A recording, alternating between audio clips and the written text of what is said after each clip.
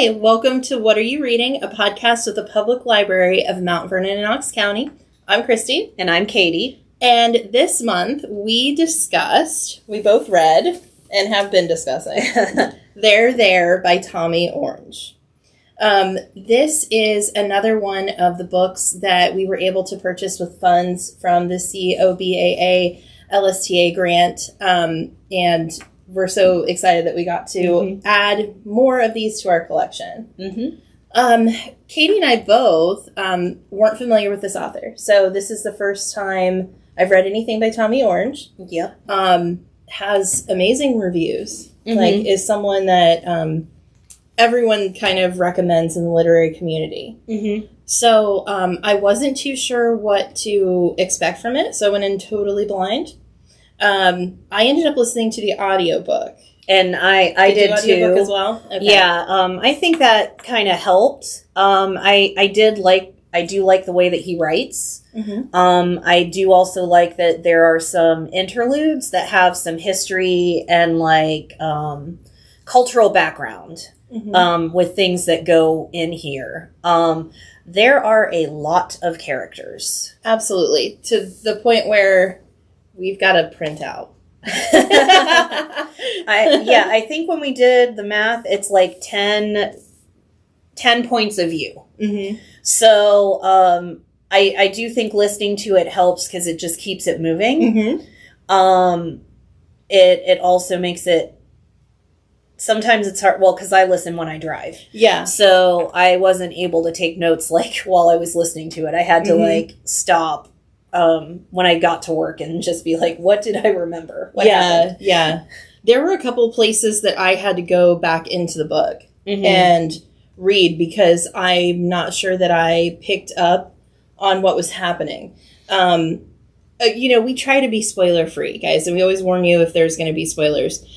So I will say that this is one of those books that, like, our biggest complaint, I think both of us, was that we kind of ended without tying up loose ends. So as I was listening, I thought, oh, did I miss that? Did I miss the right? Yeah. Did I zone out? Was I playing Candy Crush too hard? At the same time as I'm listening, what was I doing? So I went back into the book, and unfortunately, I didn't get the answers I was looking for. But we'll start at the beginning though. So There is about it's following a group of what's considered like urban Native Americans. So they're growing up in Oakland, California.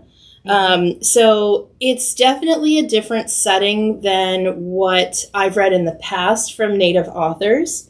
So that instantly stood out to me, that we're not only dealing with the Native American culture and how they're existing in present day America, but how an urban setting affects that when it clashes with traditional values. I think that was one of the big points. Yeah, and kind of agreeing on what those traditional values will be. And that's why there are so many characters, because Tommy Orange wanted, it appears that he wanted to get all of those nuanced pieces. We have people that grew up living the Native American lifestyle. We've got people who were, I don't know what the right term would be, but that had no exposure to it. Yeah, one of the characters is adopted into a white family. So, she's growing up without any of the context of her culture that she's missed out on, growing up in a white family. All of these things. So we meet all of these people, and the one thing that connects all of them is they're going to the Oakland powwow. So I really love that we've got it's kind of like a tapestry analogy, right? Where we have all of these strings, and they're weaving into this one thing. Into this one event. We do have a lot of, I will say that in a lot of these stories, unfortunately, there's a lot of sadness. There's a lot of the issues that we see with poverty, with,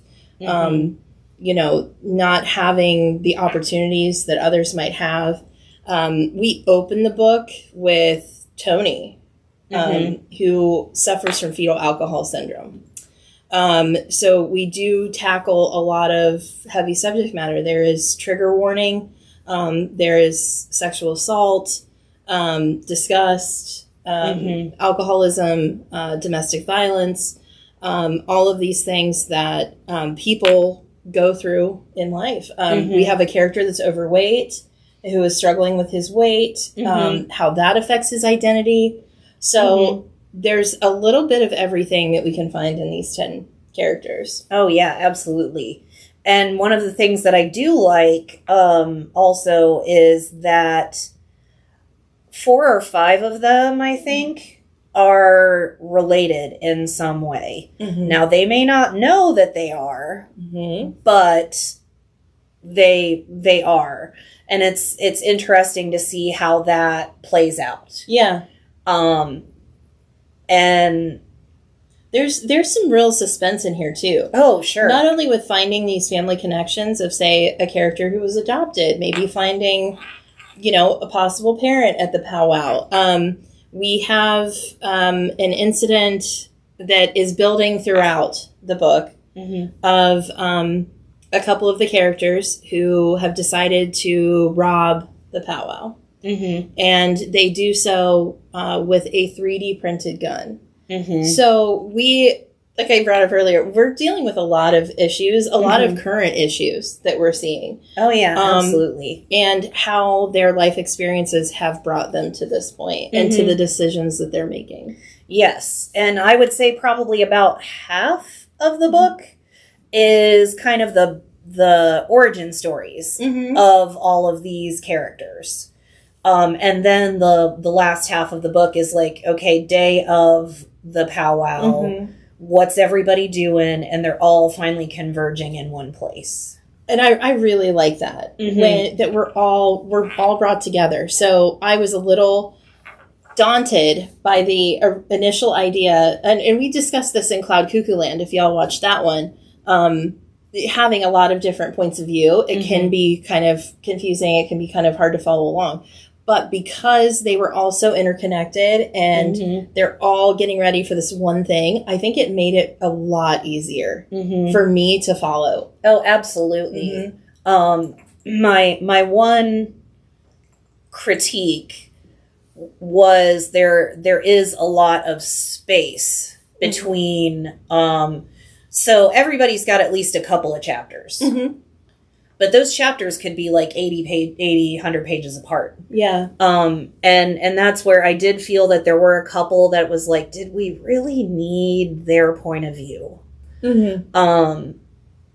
And it's like, if there was some way to bring them back, because they're like, and Tony specifically, he's our first person, and then it's like 2/3 of the book is gone before before we get in his head again. Yes, so there was a little bit of like, wait, okay, Tony. Yeah, which one's Tony? Yeah, what was he doing? Who was he related to? Yeah, so, and that was part of like what I mentioned earlier of like me actually going back into the physical book. Because I thought, oh, did I just miss that? Or was that a little while ago and I just, didn't catch it? So, yeah, I think that it would have been nice to maybe revisit those characters more frequently than, just having him at the front and then closer to the back. Yeah, and then 2/3 of the way through, we get it's still one of the 10, but we get a brand new character, and it's like, where did he come from? Yeah, definitely. And then, like, a lot of that last bit is in his point of view, and it's like, I want to know what everybody else is thinking. Yeah, because you've grown attached to these characters. Yeah. Yeah, absolutely. I agree with that too, because I got really attached to Blue specifically, who is adopted into the White family. There were a couple characters that just really pulled at my heartstrings. Oh, absolutely. Opal, who lived on Alcatraz with her mother and her half-sister. There's quite a few people that you definitely connect with, and everyone's going to have a different experience with it. Mm-hmm. You know, you're going to have a favorite or somebody that you really dislike for a certain reason, which is another, I think, strong point in Tommy's writing. Yeah, and I think something that anyone can connect with this story is like the thought of your identity. There are a decent amount of teen and young adult characters in here that, regardless of how their culture was connected to them, still don't really know what's going on and where they belong, which I think is something that a lot of people deal with, even into their later lives. Absolutely. So, and everybody goes about how to make themselves okay with it in a different way. Yeah, they do. And Tommy has a prologue at the beginning, you know, to start there, that gives us a little background on the history of the Native American population and, you know, some of the horrors that they've experienced. And I think that really does shape how some of these characters deal with that to this day, how their family deals with that. We have a character that would love to be involved in fancy dancing at the powwow and has to hide it because the family isn't supportive of embracing that part of their culture. Yeah, or at least he thinks. Yeah. But yeah, and I really enjoyed it. Yeah. There are always dark times, right? And it's heavy. Like I said, there's lots of trigger warnings, guys. So just, you know, definitely take care of yourself. You know, check the author's websites. Make sure that you're okay with some of those trigger warnings. But these are all things that people go through and life experiences that almost anyone can relate to, unfortunately, at some point, or has heard a story. So definitely worth a read. Or a listen, which I still count as a read. The audiobook was fantastic. It was. You can get it on Hoopla. That's where we got ours. Or maybe it was Libby. I think it's Libby. Libby. Yes. We found it on Libby. Yes. So it is a little rough at the beginning. It's rough, but even though it to a certain extent sets the tone for the book, it is not exactly that tone. Yes. So if you can get past the rough patches, it's definitely worth continuing. These people are worth getting to know, and that's truly amazing. They pop off the page. You want to know more, so we enjoyed this one, and we will see you all next time. So we'll be back in December. Yep. All right. Bye, guys. Bye.